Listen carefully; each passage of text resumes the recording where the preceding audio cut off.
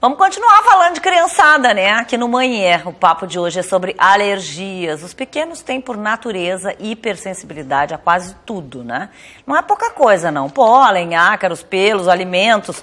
Para saber como lidar, né, e o que fazer em cada um desses casos, eu estou recebendo aqui a vice-presidente da Sociedade de Pediatria do Rio Grande do Sul, a Cristina Ferreira, e também a Flávia Moore, com o seu Ravi, né? Tudo bem? O Ravi usa óculos de sol, que eu estava vendo agora, Flavinha. Não consigo botar nele. Não consigo. Mas ele parece, aqui ele parece quietinho, né, Tá calminho, né? Também ele com esse brinquedo, tá ótimo, né? Boa noite, tudo bom? Boa noite. Bom, vamos de cara perguntar assim, a que tipos de alergias, eu falei alguns, que as crianças hoje estão aí à mercê. Na verdade, eu não sou alergista, eu sou gastroenterologista pediátrica.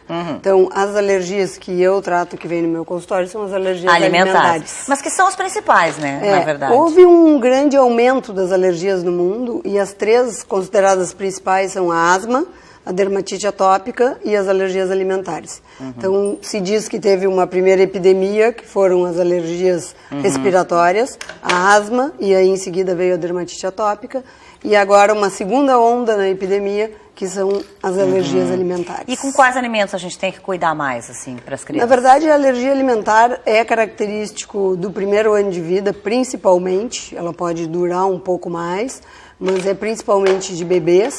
É algo ligado à imaturidade.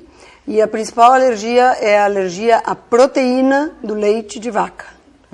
Então, a proteína do leite de vaca que a criança recebe muitas vezes nas fórmulas, ou que tem uma voltinha que é que a proteína do leite de vaca ela passa através do leite materno. Então, a criança pode ter sintomas mesmo estando mamando leite materno. É a principal de todas. Depois da alergia à proteína do leite de vaca, vem a proteína da soja. E aí vem a proteína dos frutos do mar, das nozes em geral, amendoim, castanhas. Nos Estados Unidos, por exemplo, a primeira alergia é o amendoim. Aqui a gente já tem alergia à proteína do leite de vaca como a mais comum nas crianças no primeiro ano de vida. A Flavinha chegou aqui me mostrando essas etiquetas adesivas, não sei se a gente consegue mostrar ali, e que tem ó, na mamadeira, inclusive, do Ravi. Por que exatamente, Flávia? Em função do quadro de alergia dele, né? Que é qual alergia? Que é exatamente as duas primeiras, é a alergia à proteína do leite de vaca e também a soja, que ele acabou desenvolvendo também. E, opa, tenho que virar para cá. Conseguimos pegar? Pegaram? Aí, pegamos. E é que ele não pode ter nenhum tipo de contato, né, a doutora pode até, acho que falar mais sobre isso, né? Ele não pode ter nenhum tipo de contato. Então, no caso, creche, eu tenho medo, né? Não se pode errar, né? Não dá, então eu mandei fazer esses adesivos aqui e vai em todos os utensílios dele. Na hora que sai, que eu tenho que deixar ele com alguém que é para lembrar, porque às vezes até dentro de casa as pessoas esquecem, né? Porque é meio natural, assim, eu já me peguei... São várias refeições, claro, a gente então, se perde. E aí as coisas dele têm que ser separadas, né? Então, tipo...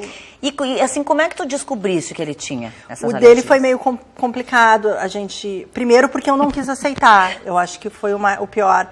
Mas a gente levou quase 3 meses até conseguir acertar o diagnóstico, porque ele foi cortado o leite dele, aí entramos com a soja.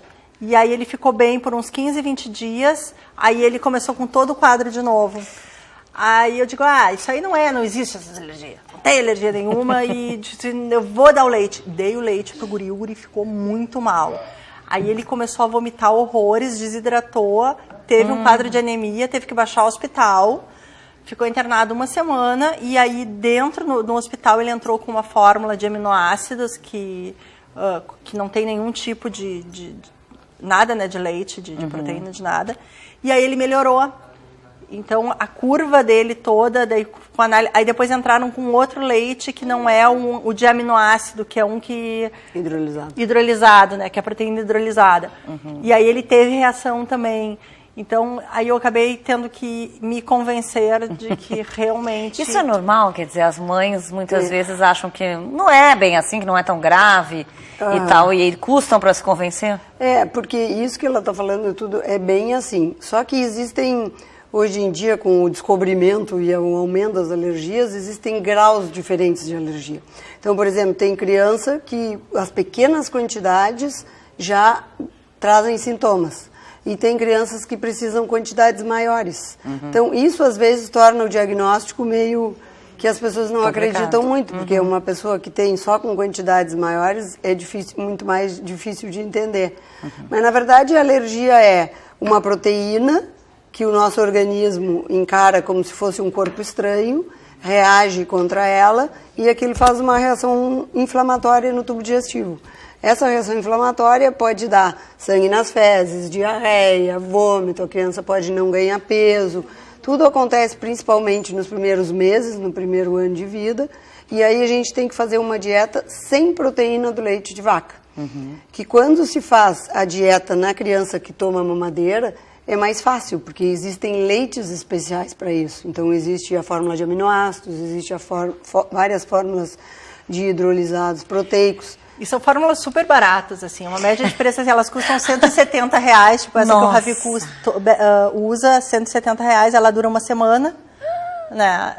Aí tu entra com uma documentação para conseguir estar. Gente, mas por que isso acontece? Na verdade, elas já estão com um preço bem melhor agora. São leites... São 120. Complexos.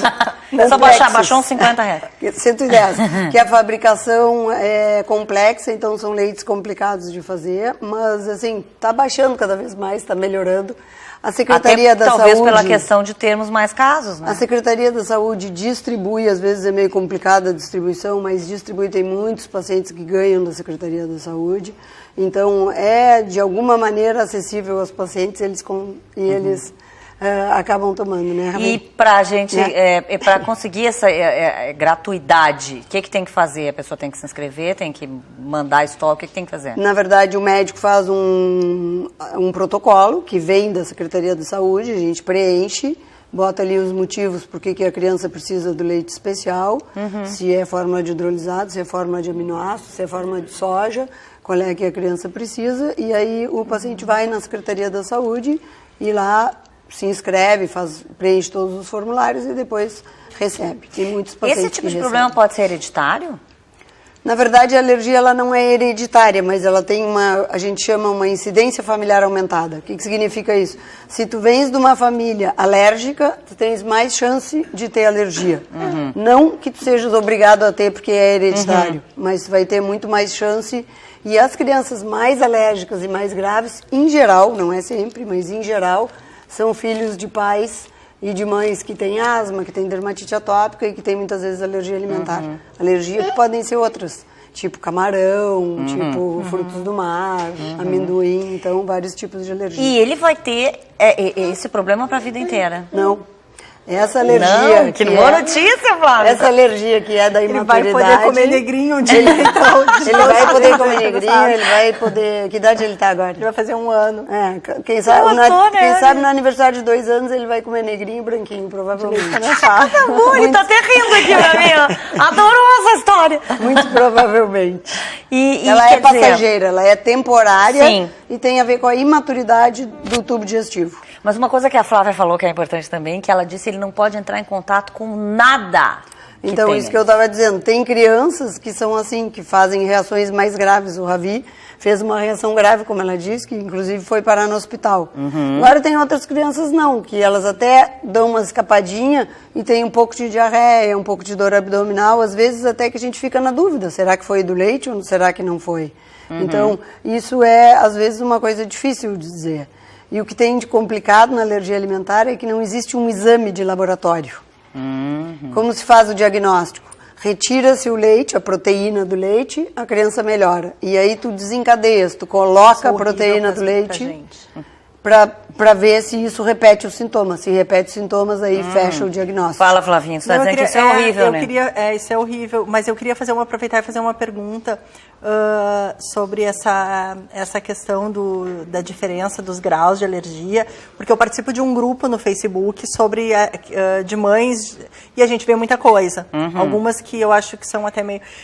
entre as coisas que se comenta é de não utilizar o plástico, o mesmo pote, então, que outras pessoas. Então, assim, que teria que separar, inclusive, liquidificador, todo. E isso são casos específicos ou isso é uma regra para todas as crianças? São casos específicos. Então, esse é o problema de um grupo muito grande de mães. Eu tenho várias pacientes desse grupo do Facebook, então elas me contam. E eu digo para elas, vocês se enlouquecem um pouco nesse grupo. Muito. Então, o que acontece? Tem diferentes graus. Então, naquele grupo está misturado o paciente que tem choque anafilático, o paciente que tem uma diarreia leve, o paciente que tem sintomas que nem o Ravi, se misturam as alergias imediatas, que são as anafilaxias, com as alergias tardias, que são as alergias só intestinais, que dão sintomas só gastrointestinais. Fica todo mundo no mesmo bolo, entendeu? Mas os sintomas do Ravi não foram muito fortes? O dele foi, então ele, provavelmente, como tu dissesse... Eu separo algumas coisas, eu tenho coisas, tipo... que são dele, que eu não misturo.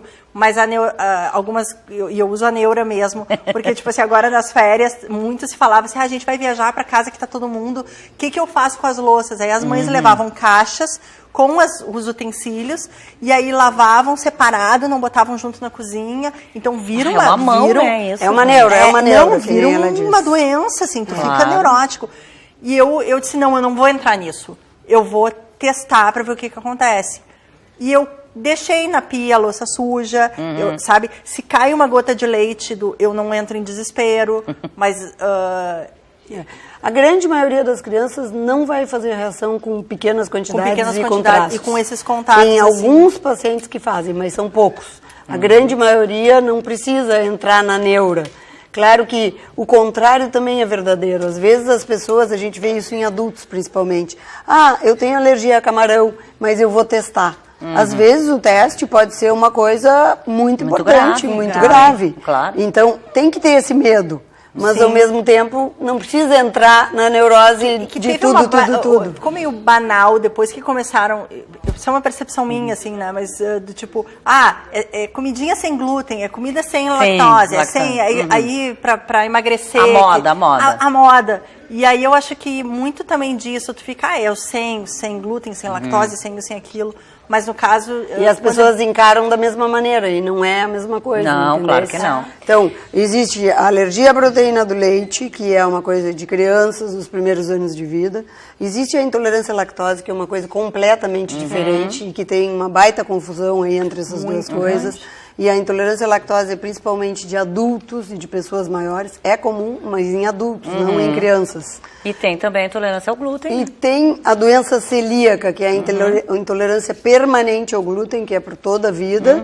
E tem as alergias ao glúten. Eu fui em um congresso nos Estados Unidos agora e eles classificaram o glúten em 4 situações. As alergias ao glúten, a doença celíaca, a intolerância ao glúten e a histeria do glúten.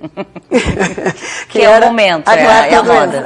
Gente, quero agradecer a presença das duas aqui no programa. Eu acho que as mães adoraram esse papo aqui, né? E como tu disseste, o pessoal lá do Face agora tá mais esclarecido, não precisa entrar na neura, né, Flávia? Não é todo mundo igual. Obrigada, gente, pela presença. Boa noite. Tchau, Ravi. Obrigada, por tu ter vindo aqui no programa. Ele tava brincando, faceiro, como se estivesse em casa.